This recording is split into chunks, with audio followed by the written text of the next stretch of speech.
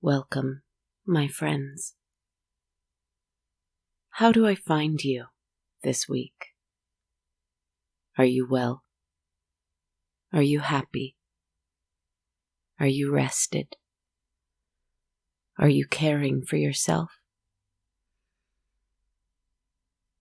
I hope so. I am here. I am in the castle. I am the castle. And the castle, like me, is, I think, at least for now, perhaps, I hope, deeply, at peace once more. Things come and things go. Feelings, problems, restlessness. There is no end to the stressors and the troubles and the sorrows and the little things that come and go in this life. But the castle stays strong, ever-changing, disappearing, in and out of view, just as I do. Well, perhaps strong isn't the right word. Perhaps the right word is present. The castle, just like me, is here. That's what's important. Come with me. That's right, just as we used to do. Down the hall, holding our candles in our hands. Whether or not we have hands this time or not. In and out they fade. For me at least, and I've come to accept this. I'm neither here nor there. Well, I'm very much here. It's more that I'm also elsewhere. Same as you, I think.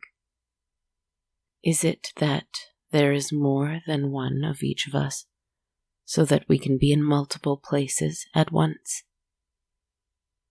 Or rather, is it that we've greatly misunderstood physics, and the act of being in a place isn't quite as simple as we thought it was? Who knows?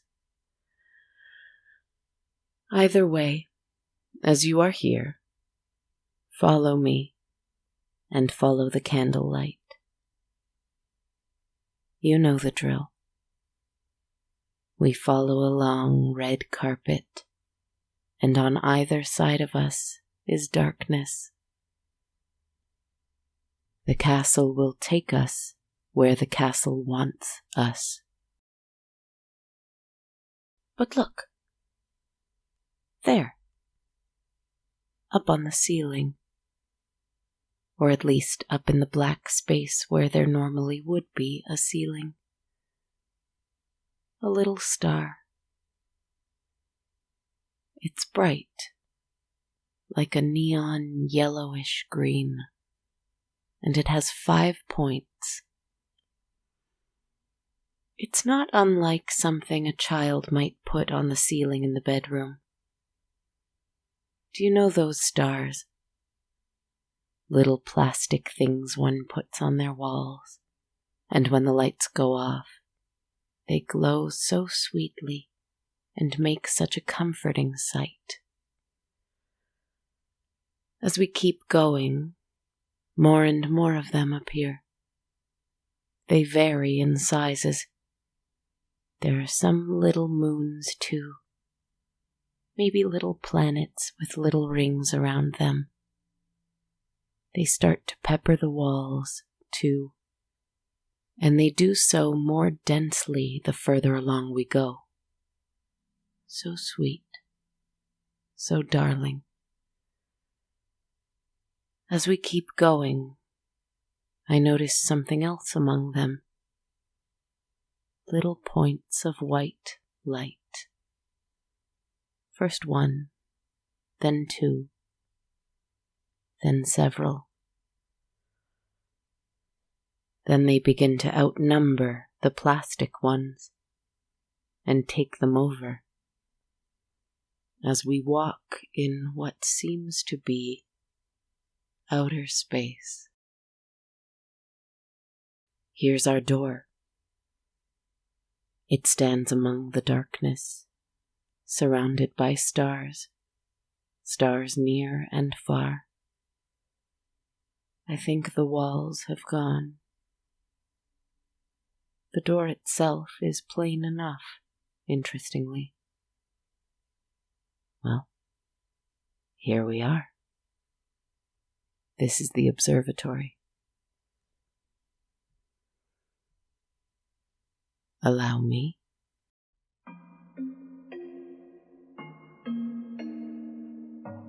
Here, there are a few seats. They are tilted back so that we can look up at the stars.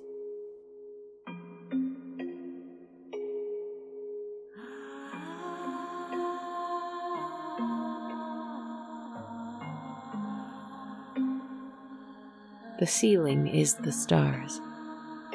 We're not quite outside, but we're not quite inside either. We're neither here nor there, as we ought to be and are.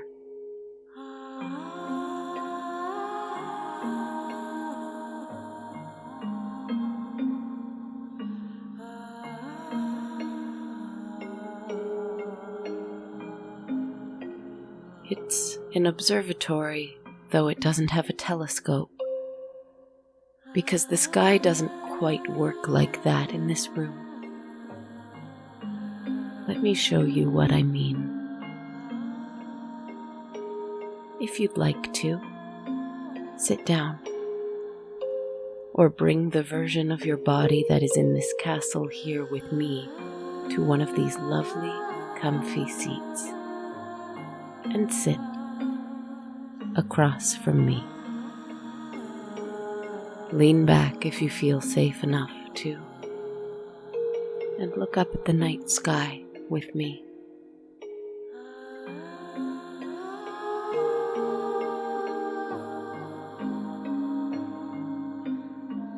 This is a very special night, and this is a very special sky. Let me show you what I mean.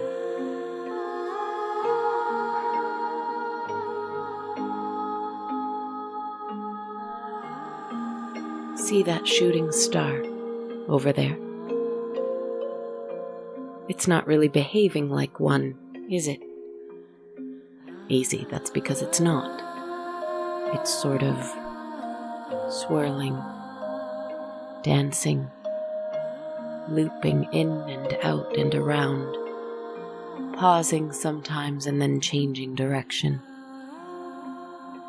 Another one, look, over there, dancing as well. Now see as the 2 points of light notice each other and begin to circle and twirl around each other. Dancing together, it seems. Ah, another one. And another one.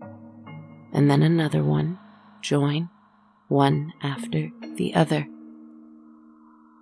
Some of them move so fast that they seem to create lines in the sky. Lovely symmetrical patterns among the other stars.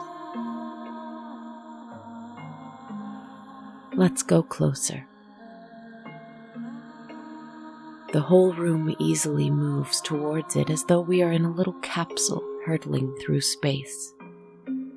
That's not quite what's going on. The castle isn't really going anywhere.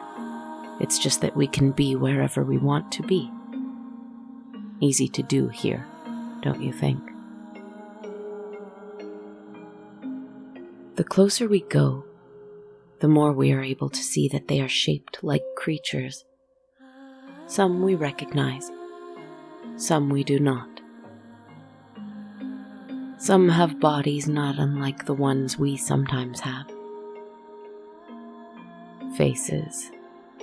Some smile and laugh. Some are a little confused. Some are admittedly a bit upset, but that's all right. They'll change eventually, I'm sure. Some do not look very much like us at all. Perhaps they are from somewhere else. But they behave similarly. Dancing, laughing, scowling, scurrying. Emotions run rampant among the spirits here in the sky. They are almost free. Almost completely free. Not quite. There is some reason they find themselves here without, I guess, what we might inaccurately call earthly bodies. But I'm not sure what that is. It seems that neither are they. Some are fine with that, others not quite so. Either way, it does not matter. They'll still dance and make patterns together in the night sky. Geometric stars, flowers, woven webs of shapes with their lovely white light. Quite nice, regardless of how they feel about it. We didn't notice it, but it seems we're part of it too. Part of this dance of shapes, form, and pattern. Even in a formless state, we are part of a pattern of form somewhere. I find that comforting. Do you?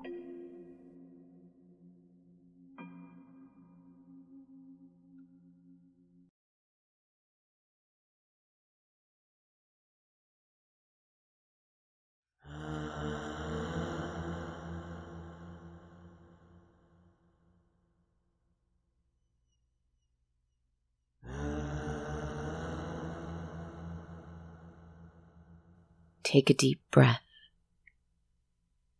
This might get a little scary. For me, anyway, it is. Shh. We have to wait.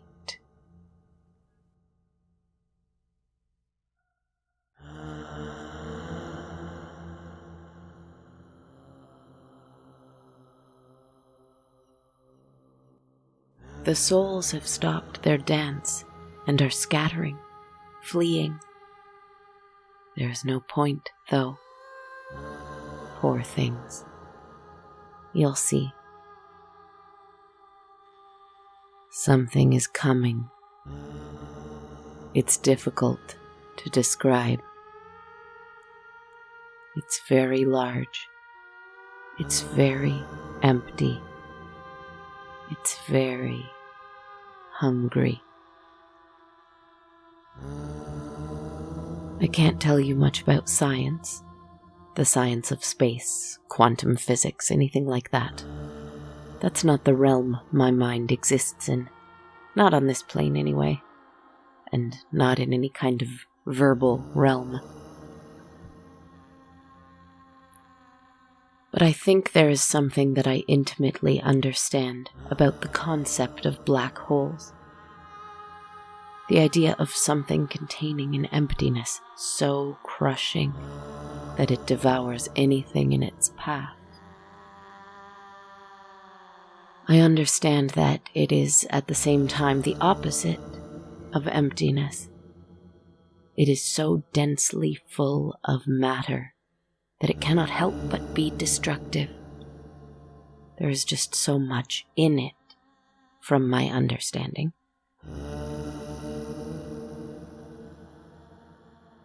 So much within that apparent emptiness that nothing can escape it.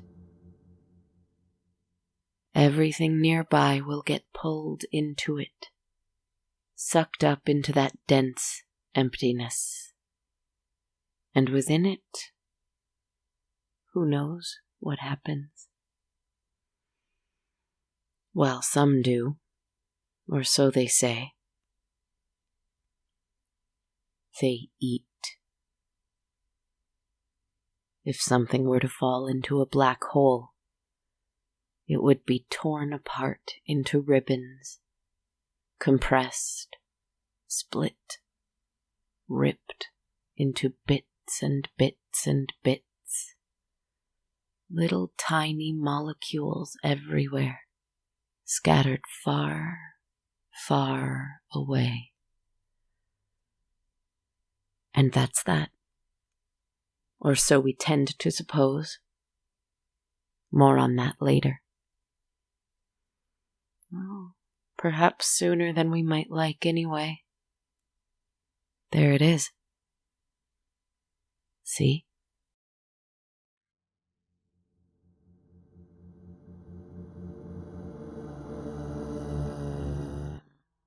Spirits are trying to fly away.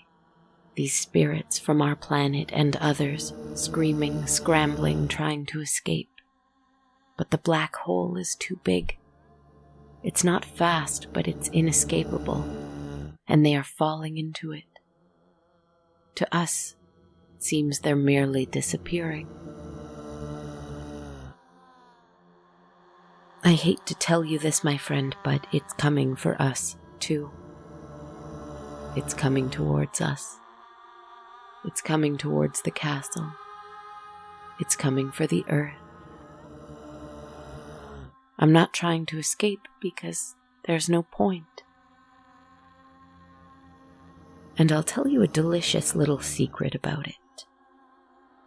It's our child, you see. We made this thing coming to gobble us up and chew, chew, chew. We may not remember how or when or why or by what power, but it's something born of us, every single one of us. Imagine a little singularity, a little point within your heart so densely packed, full of everything in the universe. That's it, over there. Every little thing, every big thing, every event that ever was or ever will be. Everything that brings you fear or dread or joy or calm. Looking right back at us and ready to eat.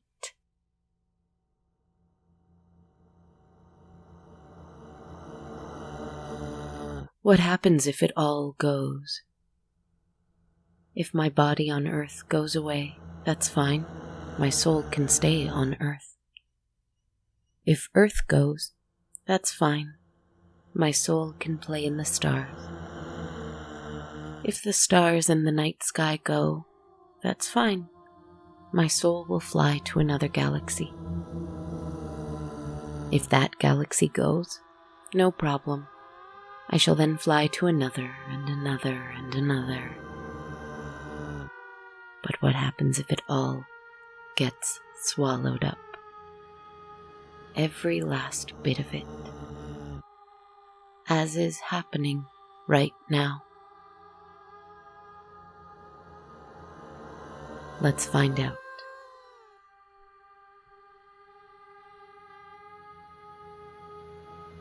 Here it comes. Hold my hand if you like. Take a deep breath. All will be well.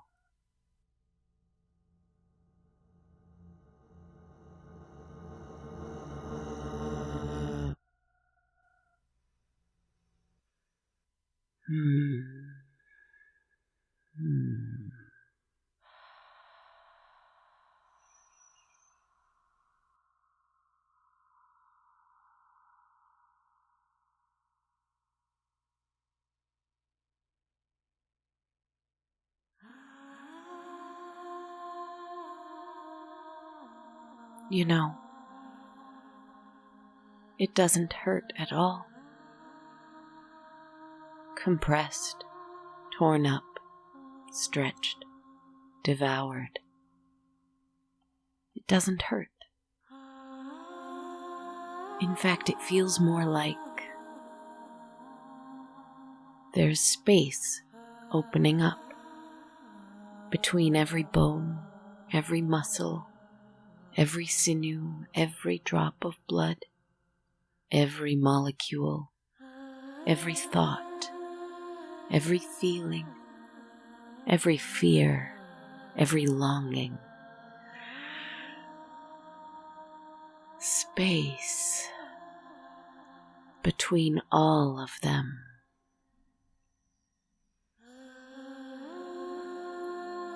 Enough of it that I can see through it all and feel my space mixing with yours and those other spirits and the eternally dense matter within the black hole. Eventually it flings every bit of us out and through that space. Little pieces flying everywhere in that inky blackness until they mingle with the stars. Little bits of white light dancing among each other, forming patterns of formlessness and form, emptiness and density. Some of us dances over here with these spirits. Some of us dances over there with those spirits. And some parts of us are right here still, too. Everywhere, really. It feels like starting again. When something big and scary and hungry is coming to get you. I suppose you can always think of it as an opportunity to expand, to change, to branch out, to start again.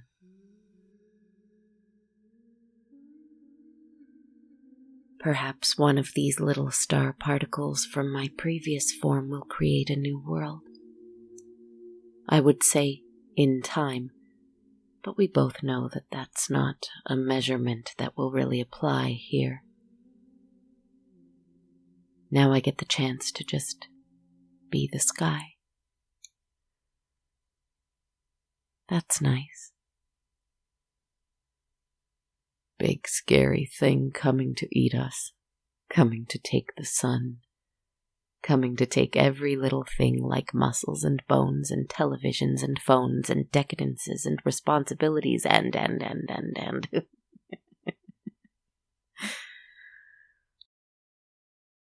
There's nothing wrong with all that.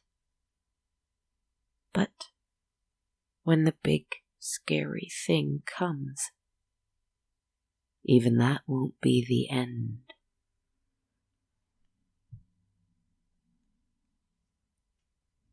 Because you see, follow that little star over there.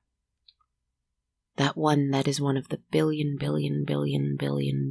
pieces of us that flew into the galaxy. Look closely at it. Zoom in on it with your awareness. It has 5 points.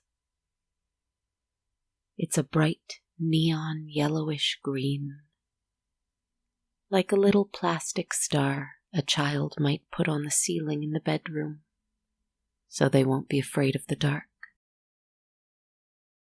More of them appear, and around us there are walls and a ceiling and a door. We are outside the observatory and back in the castle, where it's all started again, for just a little while anyway. We can always start again.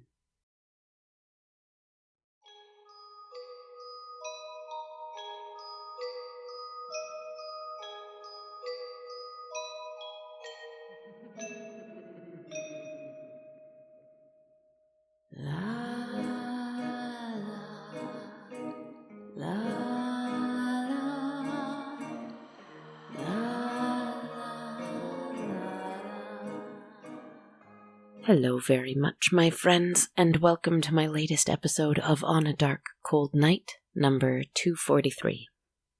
This is Kristen Zaza, your host, writer, narrator, composer, etc. Nearing the end of the summer, or at least the summer break for me, and finally starting to feel a little centered, a little more myself, a little more grounded, yet completely up in the clouds as usual too. It's nice. I hope you're doing well out there as well. I hope you're finding time to get the rest you need before fall starts making its appearance. It's a nice reminder to me to take stock of what needs to be done, to look around at what we've planted and grown and need to harvest, and what we need to do to prepare for the cold which always comes and will always leave, and come again and leave again. In the meantime, I hope you enjoyed our little visit to the stars tonight. Sending big thanks to everyone who supports On a Dark Cold Night via Patreon on a monthly basis. Thank you so much, my friends.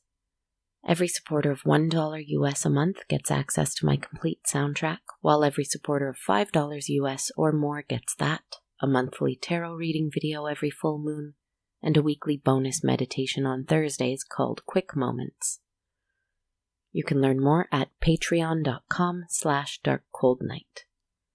You can also find those meditations through a subscription to the Sonar Plus channel on iTunes. Learn more by visiting On a Dark Cold Night on iTunes or searching for the Sonar Network there.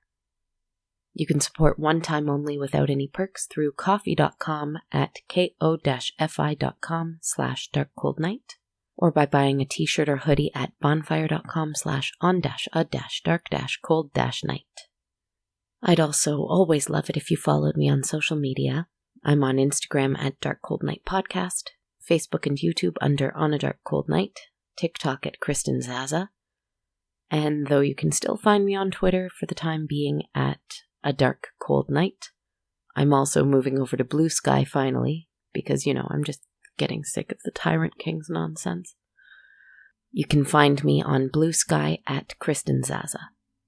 It would be fabulous if you're enjoying the show if you left me a review and a rating on Spotify, iTunes, Facebook, Podchaser, or anywhere else you like to do so. And my album, Favorite Little Songs from On a Dark Cold Night, is on Spotify, iTunes, and lots of other music streaming apps if you want to check out 17 tracks from the last 3 seasons. Thank you again for listening, my friends. Take care of yourselves. Enjoy the rest of the summer. Enjoy the harvest. And enjoy some good rest among all that, too. Lots of love.